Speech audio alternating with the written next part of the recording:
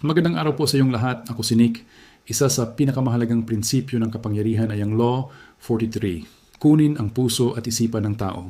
Pero ano ba talaga ang ibig sabihin nito? Ganito. Kung gusto mong magtagumpay sa pamumuno, negosyo, o kahit sa personal na buhay, hindi sapat ang puwersa. Oo, maaari mong pilitin ang tao sa pamamagitan ng takot o utos. Pero tandaan, ang kontrol na galing sa takot ay panandalian lang. Kapag nawala ang presyon, pabalik sila sa dati. Ang tunay na kapangyarihan ay nasa kakayahan mong kunin ang kanilang puso at isipan. Ibig sabihin, dapat kang magtanim ng tiwala, respeto at emosyonal na koneksyon. Kapag naramdaman ng tao na naiintindihan mo sila, na iginagalang mo sila, at higit sa lahat, nakasama ka nila, kusang loob silang susunod at magtitiwala. Isipin mo ang isang leader na marahas at mapangutusan.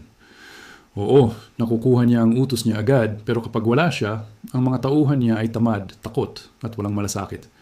Ngunit kung isang leader ang marunong gumamit ng malasakit, komunikasyon, at inspirasyon, kahit wala siya, patuloy pa rin silang kikilos dahil naniniwala sila sa kanya. Halimbawa sa pamilya.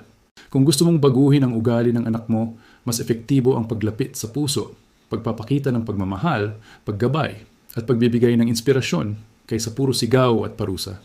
Sa negosyo naman, kung gusto mong maging loyal ang customer, hindi sapat ang produkto. Kailangan maramdaman nila na pinapahalagahan sila, na iniintindi mo ang pangangailangan nila. Ang sikreto ay ito. Una, kapag nakontrol mo ang puso ng tao, kusang loob silang susunod. Pangalawa, kapag nakontrol mo ang isipan nila, ikaw ang magiging gabay nila sa pagdedesisyon.